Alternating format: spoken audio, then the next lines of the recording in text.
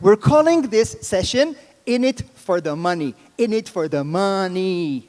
Because we don't come from education technology. We're parents to students in the system, and we deal with technology. But we're not in education technology, and we're not experts on education. And there is something very humbling in that, being here, but there's also something very liberating in that. Because, honestly, we don't care. We don't care so much. And that's very liberating. So, we're here to try and examine how possibly, humbly, elements that we seek in new educational experiences and how technology could possibly make education and learning more effective maybe already exist in for-profit technological initiatives.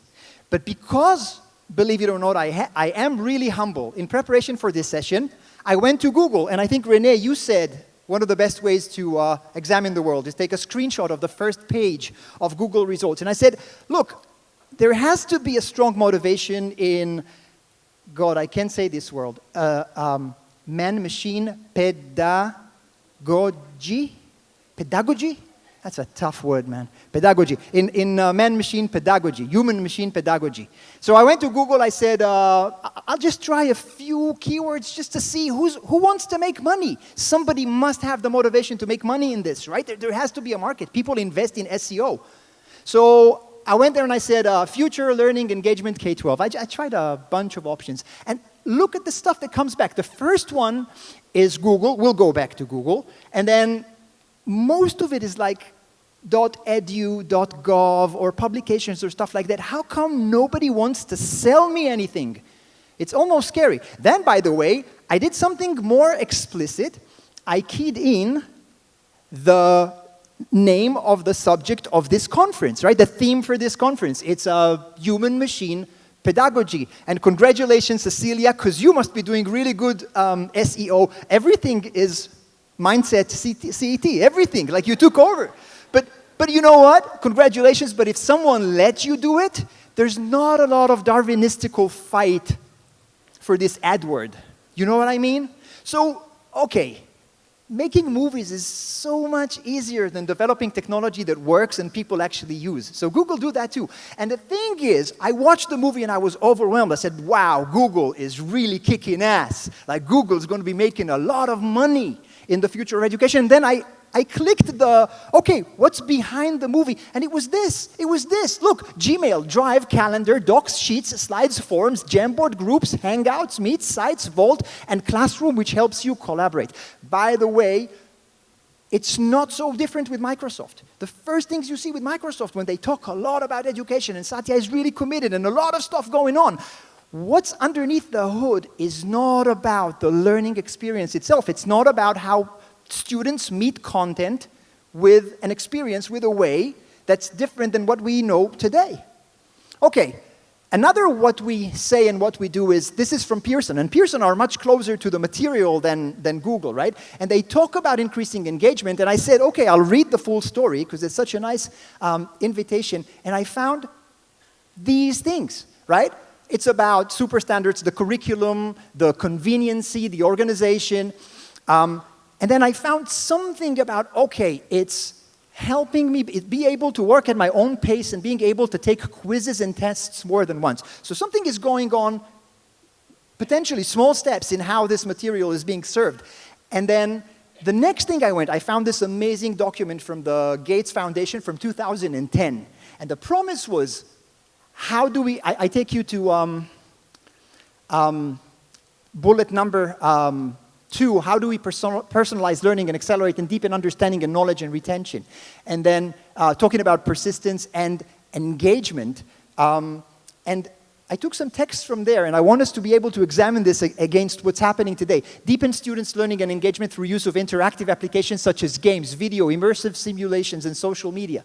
And then this kind of case study from a professor that talks about Well, you have to love this. It has a personalized class portal with homepage, newsfeed, calendar, photos, videos, message board capabilities, and then quizzes and to determine the level of proficiency, but still nothing that actually describes a whole new experience of learning based on technology and touch points with technology, which leads me to today. Now, I know I'm being a little manipulative because there's a lot going on. But if you connect this to what's happening in the classroom today, what we will try to do today through our presentations in the next 20 minutes or so is to talk about stuff that engages users, potentially young users, with content through technology in a way that's more effective, and leave it to you as the technology and education community to think if any of this you think is useful to you. And with this, I'd like to call Sagi.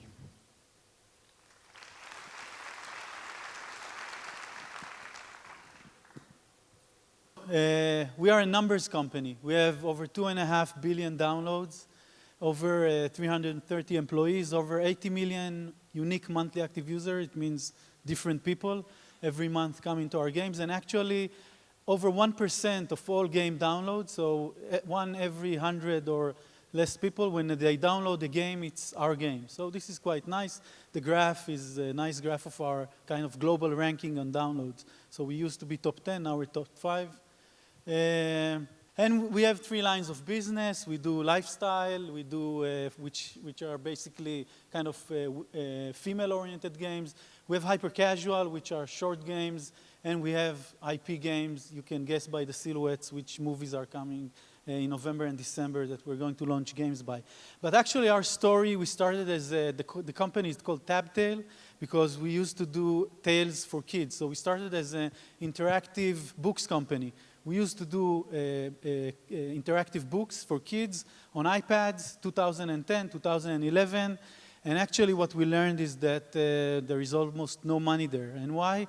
We came with all sorts of great ideas. We went into Barnes & Noble and we mapped parents and we saw how they buy books to their children, what do they do with it. All the books were 16 pages, so we launched 16 pages interactive books. And then actually when data intersects with ideals or with market research, you find out that the world has changed. So first of all, one assumption for us was that parents are the deciding force for what their kids are going to read. And that was wrong because above age 4, except from China and maybe other Asian countries, the kids decide what to download. They get so many ads, they have the force to just click whatever they want, and the parents don't fight with them anymore. The second thing was the 16 pages. So we found out that no kid in the world, and we had few millions of downloads, and we had monthly active users, and we even were above 4 stars ranked in the stores. No kids ever went past page 10 in any book. So we just threw away 60% of what we did away. So we immediately shortened the stories and we did some other stuff. And then we started being a data company. So we moved from being a company which did the research and found out the pain, which wasn't really a pain. And we started running after the mobile age and how it changes the users. And we found out that what is really unique is how fast you can get data and what you can learn about data. So one thing we learned is that, and this is, by the way, when you go to such events or other events, you usually need to solve a really, really big problem in the world to be a startup that goes on stage. So we started selling that we are solving the boredom problem. So although it might be good, a lot of people think that it's good that kids will be bored a little bit, but they don't like it. It's like really painful for them to be bored, kids or today even adults. Most of you in the 2 minutes I'll get boring, they will go to their WhatsApp or mobile phone. So we create a lot of experiences which are very short.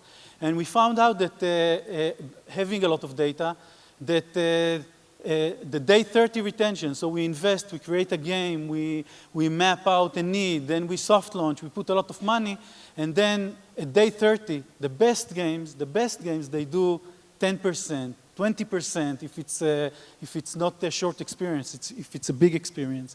So what does it mean? It meant we lost 80% of the users who downloaded it. They got bored, they didn't want to continue. So then we started working on a network effect. So this is why we have over 500 games that appeal to different tastes, and when we lose you on one curve, we bring you back on another game. So that's a kind of a strategy which says, we don't necessarily, when we go into a classroom or we go into an audience, we don't see all of them as the users. We see them as users of a portfolio, of a network effect, and we understand that they are going to get lost quite fast. They get bored very easily, and we have to keep it engaging. We have to keep it updated. We have to look at the data and see what's interesting, find a niche, and then go by it, and then for the other niches, create different experiences. So if you want to make money in the world, you need to follow data very closely, and you need to understand that people get bored really, really easily. So that's our take.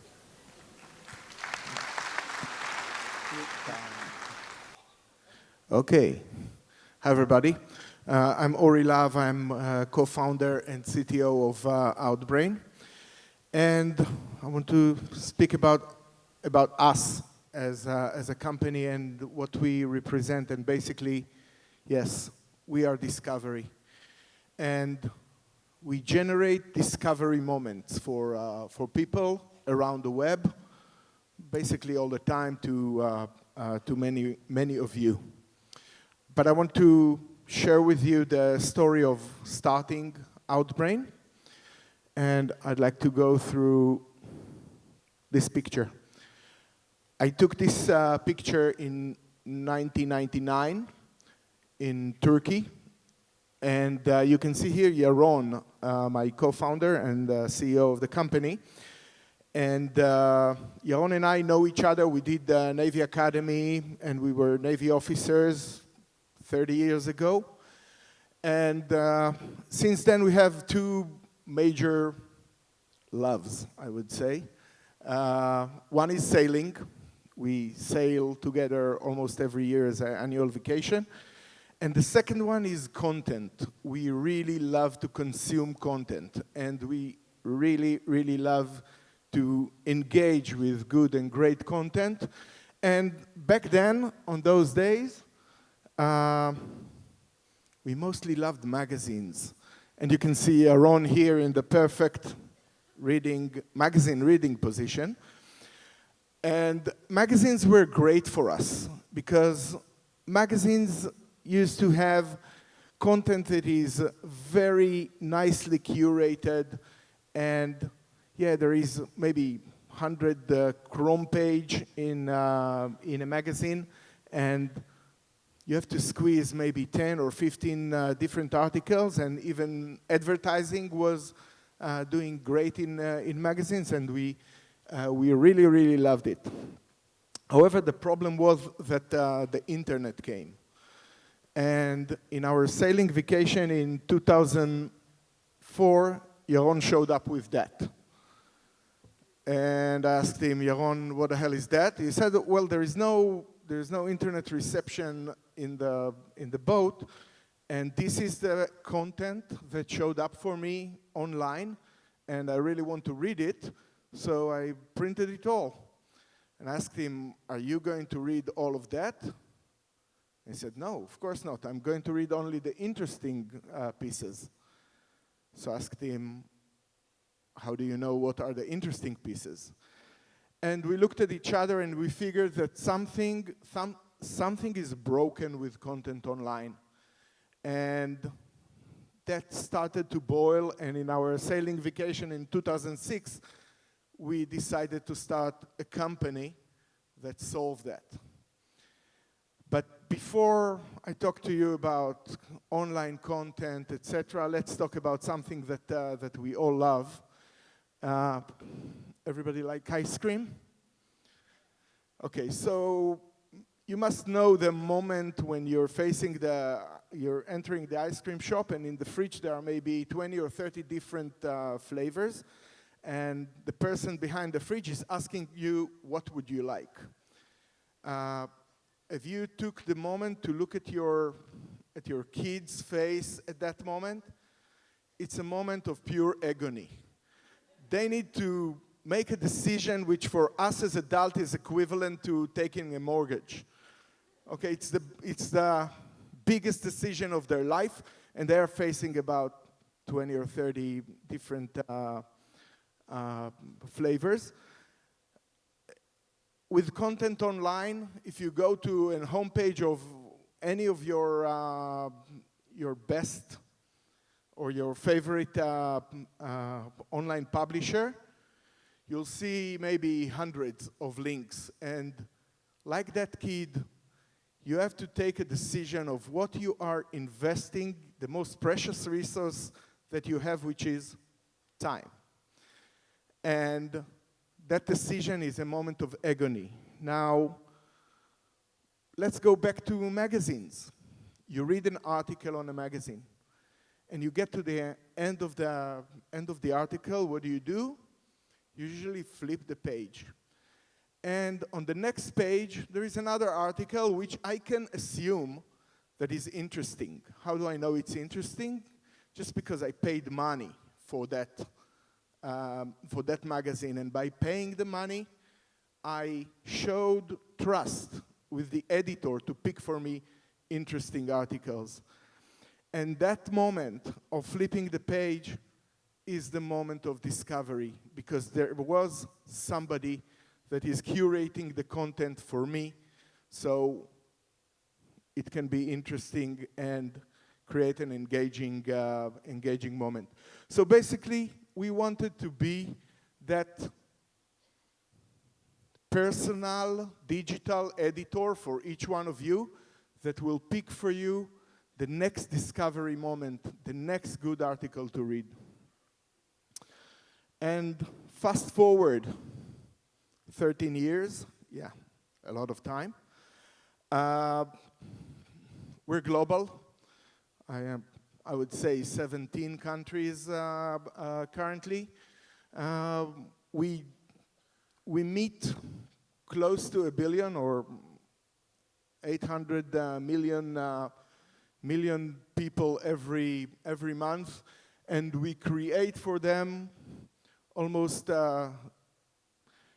300 billion content discoveries, which by pages it's almost 2 billion pages or 2 billion discovery moments every day. That is all driven by machines. And we know a lot about people and how to tailor the data for them, and we curate the content that, or their reading behaviors. We know what they like, we don't actually know them. Okay, so we know nothing about demographies or that kind of stuff. We are focused on what's your interest, so we can create for you the next discovery moment. Thank you. Okay, I have a question for each of you, and it's a slightly different question. Sagi, you make casual games. You make a lot of casual games. They really, really succeed in the market. Like, your company is one of the major leagues globally in casual games. And the kids that play your games are the kids that we're trying to educate better. What elements, technological, product, and other, of how you engage these kids and how you develop skills and how you create behavioral preferences for them and habits almost. What of that do you think can apply to education, and what's the risk or the biggest change of thinking paradigm that will be incurred in doing so? I think one major issue which I mentioned was looking at the data rather than trying to hypothesize what kids will like, or you need to look at the data. The data will tell you a lot of things that you don't like, so, and try and enforce them. So it's, the process that we apply is kind of evolutionary. In order to hit one really great game, we need to develop 5 or 10. The quality of developers are usually by the margin in which they succeed. So, but there is no one hit, one score. So we know we'll need to develop a lot of ideas and then try to find why they're going to be successful. So I think one being in a very, very data-driven economy and methodology, so we do a lot of play testing, we listen to what they say, we scrap a lot of projects. So I think one of the biggest issues is how willing are you to take something in which you invested money in and throw it away because it doesn't show good signs. It cannot pivot, it cannot do anything besides just be as a kind of really grand failure on the wall. This is something that takes courage, but it takes a philosophy of a company which really doesn't say, we have to fail because it's really popular to say you have to fail. It's really the way of life. For us, in order to get one thing right, we need to get a lot of other things failed. And if we get failed right, then we might get the success so big that it will cover for all the failures. And this is a kind of a really different mindset when you go about it, because really people will say it's good to fail, but they don't really like to fail. So, thank you. Ori, your company not only connects people with content in the wild, but also creates this psychological effect where people lose track of time and they go from one item to another, and there's this continuous momentum and stream of consumption where engagement is really high and kept through your technology. If we wanted to apply that to pedagogy, to learning material, educational material, how will we go about doing that? And will it require the learning material, the educational material to change, or can you apply such technologies and such paradigms to the stuff we have today? Yeah, so as you said, people lose track of time, or as a friend used to tell me, you're responsible for a lot of the time that I waste.